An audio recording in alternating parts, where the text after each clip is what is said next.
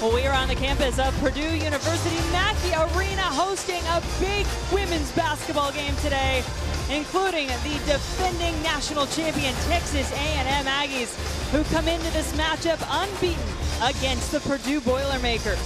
Purdue coming off its first loss of the season on Thursday night against Duke, and now they face some more stiff competition as the unbeaten Aggies come to town. Starting lineup for Jenn Hildreth's Boilermakers will feature Brittany Rayburn, who continues to lead this team in scoring as she has done over the past few years. Courtney Moses, KK Hauser, and on the inside, Sam Ostorello and Chelsea Jones. Texas A&M returns 3 starters from that national championship team in Sydney Carter, Tyra White, and Adora Alanu. Adrian Pratcher will run the point, and Kelsey Bone, the transfer from South Carolina, having quite an impact, leading this team in both scoring and rebounding. Purdue takes control of the tip, and they will put it in the hands of KK Hauser to start things off. Hauser drives baseline, kicks out to Rayburn. Her shot off the mark, and now we'll see what Texas A&M brings to the offense. Jenn Hildreth, head coach of the Boilermakers in her 6th season here at Purdue. Alanu driving the lane, loses the handle, but the ball will stay under the basket for the Aggies.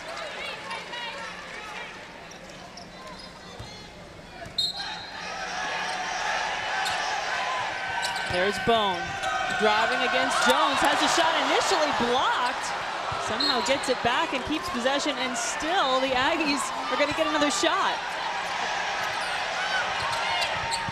White has it taken away. This time the Boilermakers do take it, and they will take it quickly down the floor. Courtney Moses. Rayburn taking it into the basket, off the glass, no good. Bone with her first rebound of the game.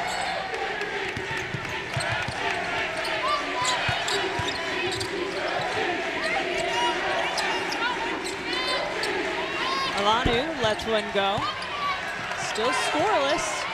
Neither team been able to get into a rhythm offensively yet. Well, and Purdue has to be able to come up with the defensive rebounds. They had a tough time rebounding the basketball at Duke on the road. Now they're at home. They're forcing the shots that they want. They've got to be able to finish the defensive play. Big rebound inside for Bone, who gets the putback in the first basket of the game. And Gary Blair told us how important it's going to be able to get offensive rebounds, but Purdue being able to push in transition, get easy opportunities themselves. Quick answer by their leading scorer, Rayburn. Another tip pass. Boilermakers really have gotten a lot of hands in the passing lanes early. And coming back off of that made shot, going to a matchup zone, the 1-2-2. Texas A&M really worked offensively against this zone in practice yesterday. White from the corner, no good. Hauser had the rebound but lost it. Pratcher now. Rayburn looking up quickly to Hauser. She'll stop, pop. One's off the rim. What an effort for the rebound by Sam Ostorello. I think that's a possession right there that KK Hauser has to attack the rim. She's got a quickness edge on Adrian Pratcher. She had a lane to the rim, go to the basket, get a foul or get a layup. And I know we talked to Jenn Hildreth before the game. She was pleased with the way her team fought and stuck to the game plan against Duke, but it did appear a lot of times in that game Purdue was settling for those outside shots. And that's one of the areas that this team is really going to have to get better. They have to force the action on the offensive end. Nothing's going to come easy for them offensively, so they've got to be able to take advantage of getting to the paint, of getting to the free throw line. They're a very good free throw shooting team. Rayburn looks inside to Jones, not usually a big offensive player, but she gets that one to go down. We have our first foul of the game. It was a great look by Pratcher. Brittany Rayburn picks up her first foul, and that will send Tyra White to the line. And Tyra White's a player for A&M that was a go-to scorer for them last year, but really was able to play off of Danielle Adams. Danielle Adams was the go-to player. Everybody knew that she was the go-to player. Now defensively, people are worried about Kelsey Bone inside, Tyra White outside. And Gary Blair said she's got to be able to step up to that challenge. She can't just blend in, and I think that's something she's really working to adjust to so far this season. White averaging 12.7 points per game this season. gets the second free throw to go down for her first point of the game.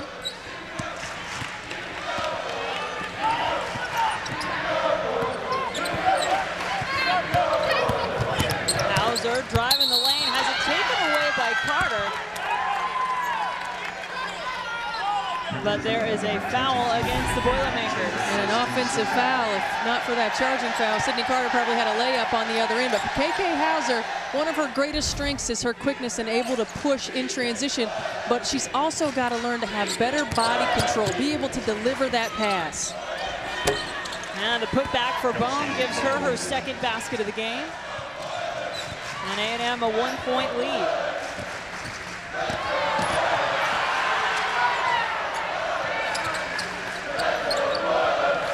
Moses been quiet. And you're going to see Texas A&M switch those guard-to-guard screens. It's a nice backdoor cut. Purdue has to be able to look for those. Rayburn knocks it down. She hit 5 3-pointers in her last outing against Duke. Tied a season high. Boy, if she gets hot from the outside, that certainly is good news for the Boilermakers. And Kelsey Bone dominating the boards, but doesn't get the second chance opportunity. A travel call on Moses will give the ball back to Texas A&M.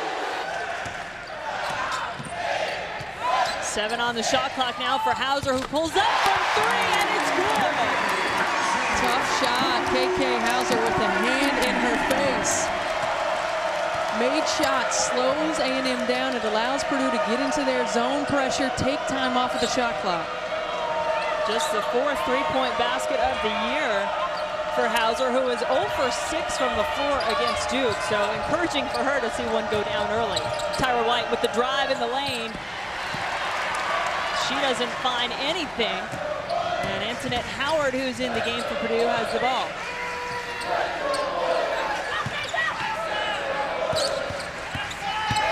Hauser again driving, runs into a lot of traffic, but finds Alex Guyton. 6'3" senior in the game for the Boilermakers. He's battled some injury problems, but Sharon Versup knows she's going to need her on the floor.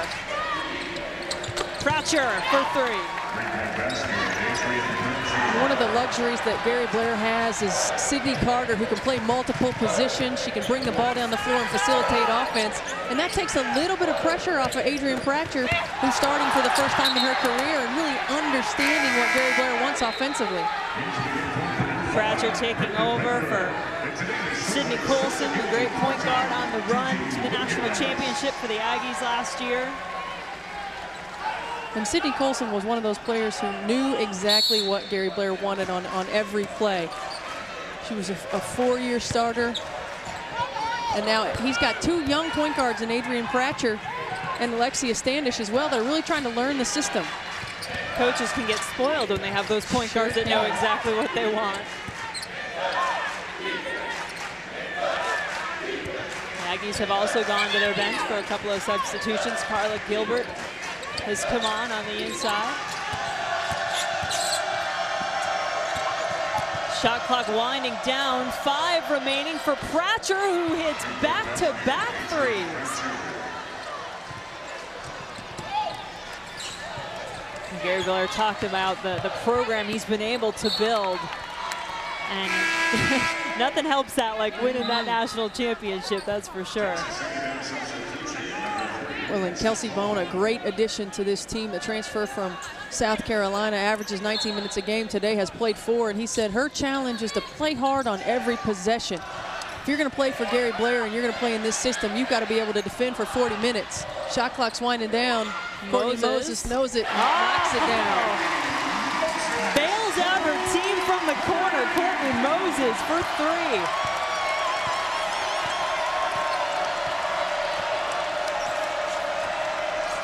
See if that one gets Purdue a little fired up. The crowd making some noise here at Mackey Arena. It's a great crowd to watch this matchup. And again, Purdue playing terrific defense, forcing tough shots. Kelsey Bone fades away on her shot, and Antoinette Howard comes up with the rebound for Purdue. And when we were talking to Sharon Versup, she said, you know, our game plan is going to be very similar to Duke. We want to force tough jump shots. And they did that in that Duke game for most of the game, a period of about 2 or 3 minutes where they just really lost control. And they've got to be able to tighten it up. Standish quickly drives down the floor to the basket, draws a foul. And coming up after this game, we've got the #1 team in the nation. The Big 12 Big 10 Challenge continues as the Minnesota Gophers host Brittany Griner and the top-ranked Baylor Bears. Coverage starts right after our game on BTN. Eric Collins and Lisa Stone with the call. And you want to stay tuned to watch Brittany Griner, one of the most exciting players in the game. 6'8", can play down low. Not only does she dominate down low, she's added a face-up game. She can hit the perimeter jump shot. She's just an exciting player to watch. Really has the ability to change the game. Standish at the line for Texas A&M, Big 12 preseason co-freshman of the year. Makes good on her second free throw attempt.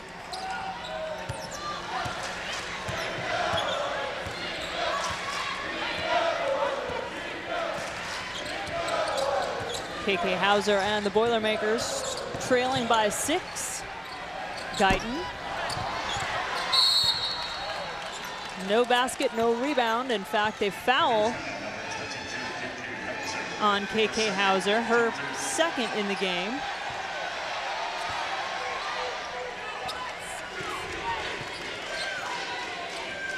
Now Gary Blair has both of his point guards on the floor, Standish and Pratcher, with Standish running the point.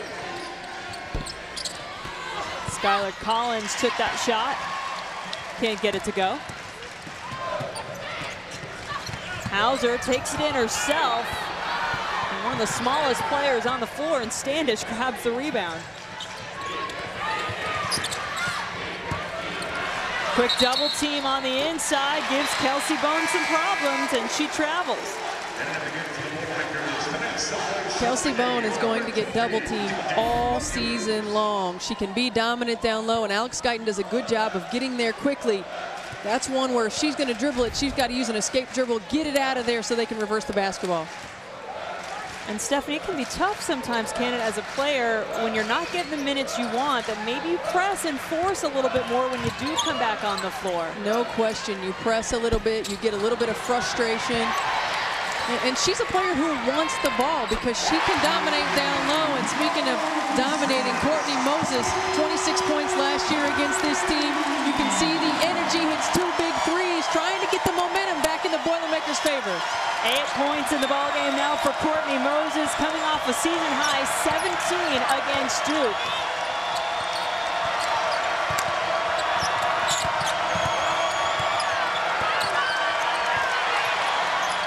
Near turnover for Texas A&M. And they do come up empty on that possession.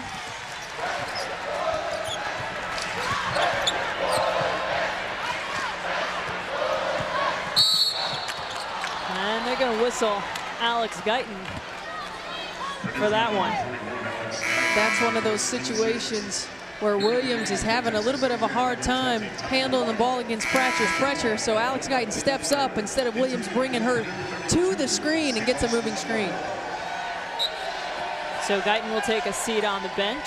Well, as a post player, you're always being told by the coaches, set good screens, but it's also the responsibility of the person using the screen to keep you from getting that foul call. Kind of works both ways as Tyra White adds to the scoring for the Aggies. And Tyra Wright has really got to find her offensive flow and her offensive rhythm for this A&M team. She's a player who has a great ability to score, whether it's shooting the three or in the mid-range game, and she's got to find that rhythm.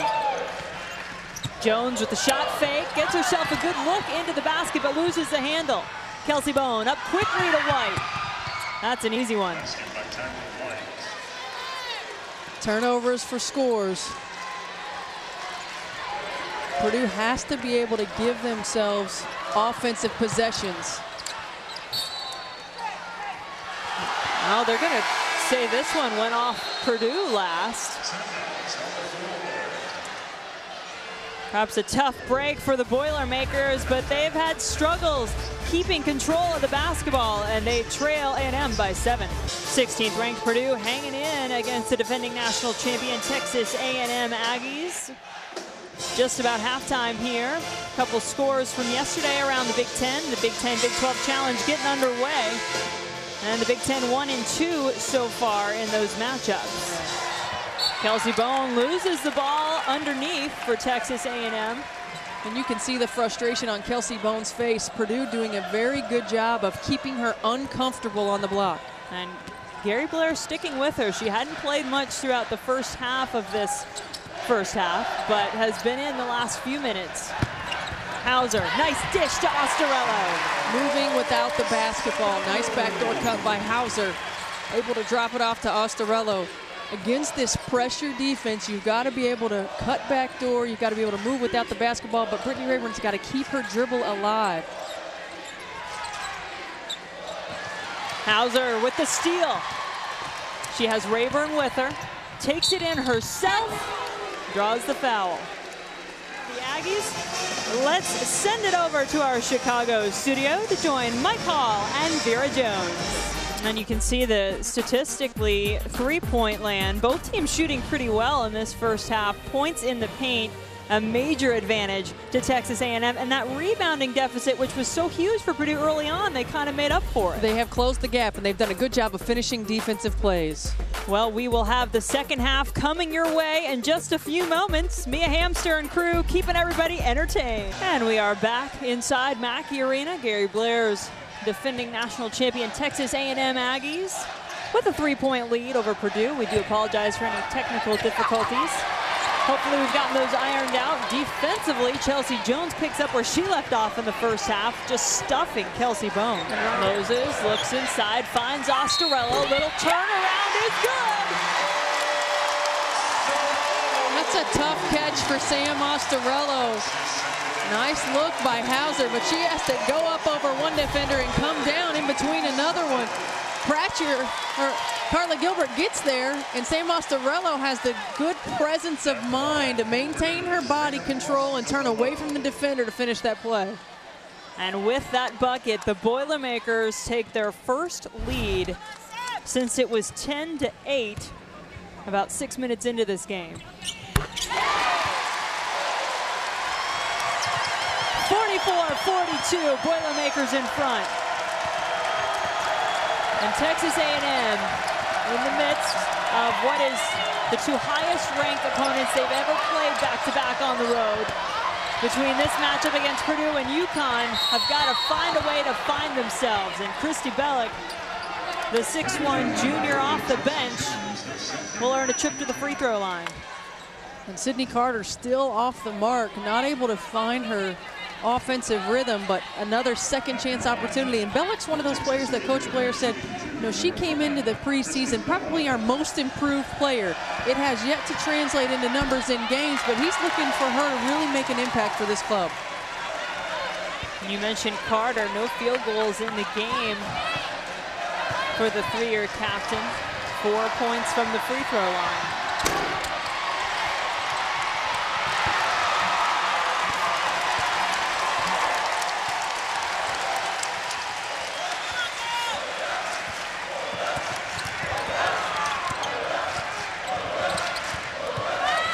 Hauser finds Rayburn in the corner. Oh, this place is starting to get crazy now. Brittany Rayburn with a huge three. Her second of the ball game. She's now in double digits, and Purdue has a 5-point lead.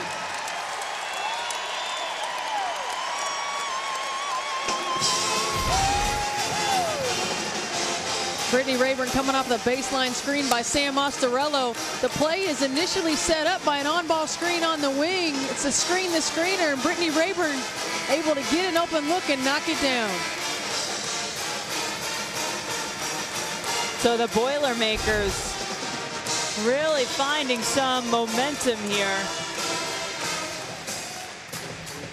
Rayburn has moved into double digits. Courtney Moses is already there. Sam Ostarello has been playing fantastic. And Rayburn has been the leading scorer for this team each of the last 3 years. She's second among Big Ten players and active Big Ten players in career points, second to Samantha Perhalis. And right now, encouraging her team. Well, there was a point earlier in the game where you sensed it could get away from Purdue. Now it's Texas A&M's chance to try to make sure it doesn't get away from them. Carla Gilbert gets the offensive rebound, but travels. Sometimes when it rains, it pours, and it feels like not much is going your way. That is the case for the Aggies right now, as the defending national champs trail Purdue by 5. Well, you've got to give a lot of credit to that Purdue defense. They've done a tremendous job, especially in this half, holding Texas A&M to 20% from the floor. And keeping this tempo exactly where they want it. Sydney Carter's frustrating day continues for Texas A&M as she picks up a little touch foul. That's going to give Courtney Moses a chance to go to the line. Well, Sydney Carter understands that her team needs to get some points on the board, and she likes to start that with the defensive effort. But Courtney Moses does such a good job of using her body to protect the ball. And right there, she just uses that little left side of her body and able to get the foul. One shot, everybody, one.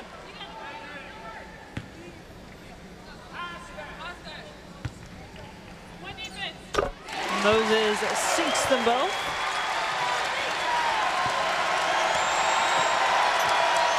And the Purdue fans making some noise for their Boilermakers.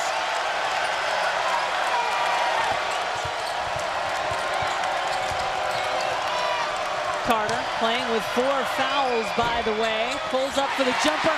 Ostarello's career day continues. She has 4 steals and 12 rebounds, both career highs.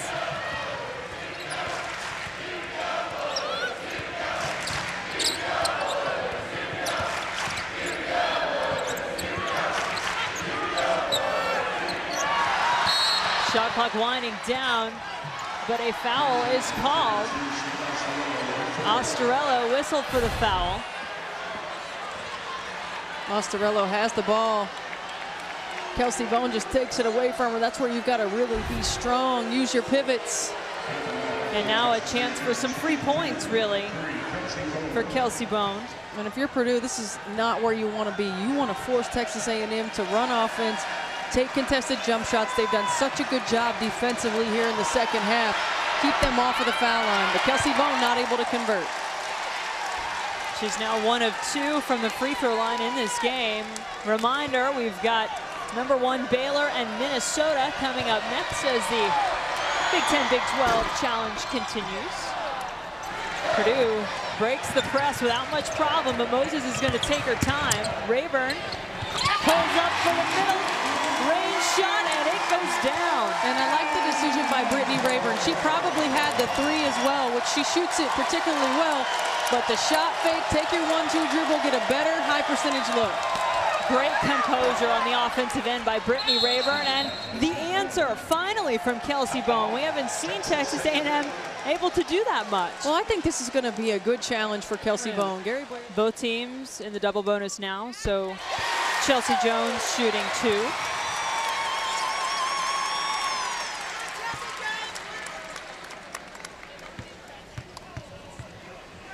Seven points in the game for Jones, make it 8 now. 4 in each half. Purdue remaining very composed, Stephanie, in what would be a very big win for this team in this young season. Well, it's been just a tremendous effort on the defensive end and really had found the rhythm in the second half offensively. But they took care of the areas that were problems. They started boxing out, not allowing those second chance opportunities. But Texas A&M, with their ability to create offense from their defense so quickly, getting opportunities at the foul line, this ball game is far from over. So 2 shots coming up for Kelsey Bone. She's 2 of 4 from the line in this game. This is the first. and just not able to take advantage of their opportunities.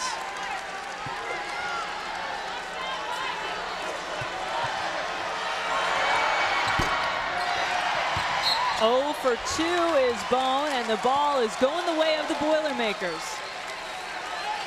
Ball security is key right here for Purdue. You must be able to take care of the basketball. Texas A&M just 11 of 23 from the free throw line. Not taking what's been given.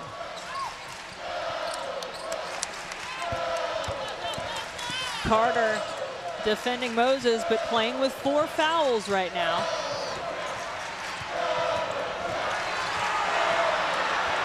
Great composure by Courtney Moses. Content to just dribble around and let those seconds tick off. Now she drives to the basket, but has nowhere to go. Great defensive stuff there by Christy Bellick. White on the other end. Shot is short.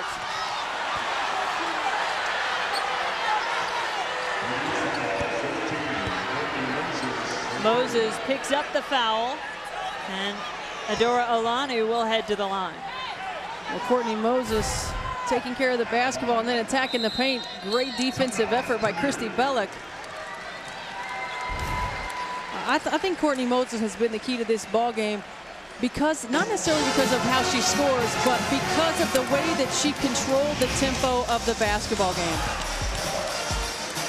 She can knock down shots, the pure silk player of the game, but she also controlled the tempo, got Purdue into offense. Yes, we're going to give Courtney Moses the pure silk shave cream performance of the game. She's been everywhere for her team and has been steady and consistent from start to finish.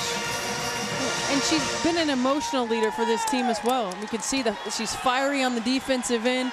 She gets them going offensively, much more vocal on the floor this season, and that's the growth from freshman year to sophomore year, and it's hard to believe that she still is just a sophomore. She had a great individual performance against Texas A&M last year, but if the Boilermakers hold on here, you know this one's going to taste even better. Get the victory over the 4th-ranked team in the country.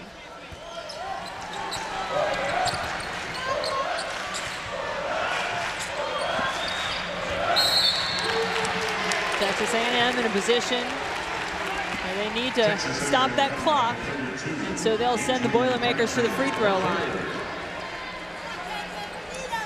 Number 1 Baylor and Minnesota coming up as soon as we finish up here. Could take from that Duke game, and she said, you know, we really played pretty well for most of the game. We handled the ball well. We scouted their tendencies well. We executed the game plan. We had about a 2-minute breakdown that really hurt us, and I think this is a Purdue team that's taken that. They've shortened their breakdowns, and they've come in and they've executed the game plan to a T again here today against Texas A&M. Now the Boilermakers just trying to hang on. 9 points the lead. 40 seconds remain in the game. Texas A&M wants to make something happen. They're going to have to do it in a hurry. Carter. She cannot get the three-pointer to go. Really tough day for Sydney Carter and the Aggies. Sydney Carter struggled from the floor, has yet to make a field goal. And it's not going to get any easier for Texas A&M. They have to go on the road to another tough environment at Connecticut. But you better believe that Gary Blair is going to go back and he's going to meet with his team. They're going to watch tape and they're going to get better from this game. And I'm sure they're going to work on their free throws. Yes.